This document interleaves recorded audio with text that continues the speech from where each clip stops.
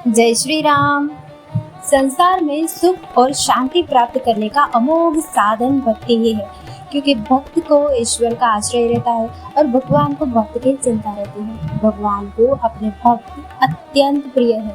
वह कहते हैं कि मैं सर्वथा भक्तों के अधीन हूँ, मुझ में तनिक भी स्वतंत्रता नहीं है।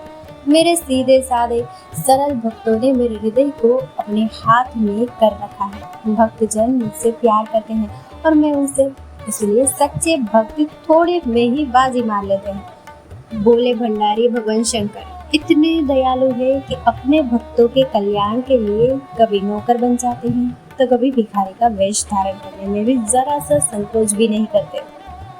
प्राचीन काल में दक्षिण भारत के मीनाक्षीपुरम के राजा के दरबार में सोमदत्त नाम के एक अत्यंत निपुण गायक थे। राजा उसे बहुत सम्मान देते और राजसी वैभव से रखते थे। इस बात से अन्य दरबारी गायकों को सोमदत्त से बहुत ईर्ष्या होती थी। एक बार किसी दूसरे राज्य का एक प्रसिद्ध गायक इस उद्देश्य से वहां पर आया कि सोमदत्त को गायन प्रतियोगिता में हराकर स्वयं राज दरबारी गायक बन जाएगा।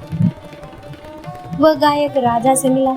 राजा ने अगले दिन का समय प्रतियोगिता के लिए निश्चित किया और घोषणा की कि जो गायक प्रतियोगिता में जीतेगा उसे राज दरबारी का पद दिया जाएगा और अन्य को दंड दिया जाएगा। दूसरे राज्य से आने वाले गायक की गायन कला में निपुणता की बहुत अधिक प्रसिद्धि थी। सोमदत्त भगवान शिव का अनन्य भक्त था।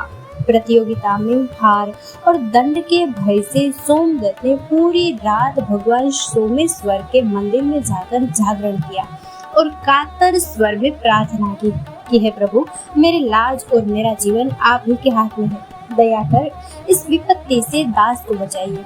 आप दीनानाथ और दीन बंधु है और मैं दीनों का सरदार हूँ। क्या आप मेरे सारे अपराधों को क्षमा कर मुझे इस घोर विपत्ति से नहीं उबारेंगे? सोमदत्त के कातर शब्दों से भोले भंडारी का मन पिघल गया। अगले ही दिन प्रातः भगवान शंकर फटे पुराने वस्त्रों में एक भिखारी का रूप धारण कर दूसरे राज्य से आने वाले गायक के शिविर में पहुंचे और जोर से आवाज लगाई, नारायण हरि। गायक ने भिखारी के पास सारंगी देखकर पूछा, क्या तुम कुछ गाना बजाना जानते हो? भिखारी ने कहा, हाँ जी, मैं थोड़ा कुछ गा बजा लेता हूँ। अब गायक ने कहा, अच्छा कुछ सुनाओ। भिखारी का वेश धारण किए भगवान शंकर ने ऐसा दिव्य राग छेड़ा और ऐसा अनुपम वाद्य बजाया कि वैसा उस गायक ने कभी सुना ही नहीं था।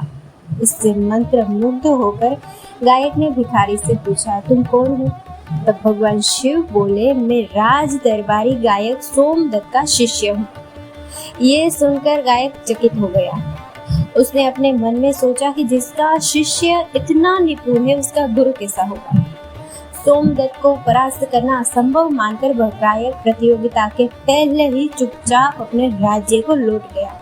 तो इस प्रकार सोमदत्त की राजा के दंड और अपयश से रक्षा हो गई।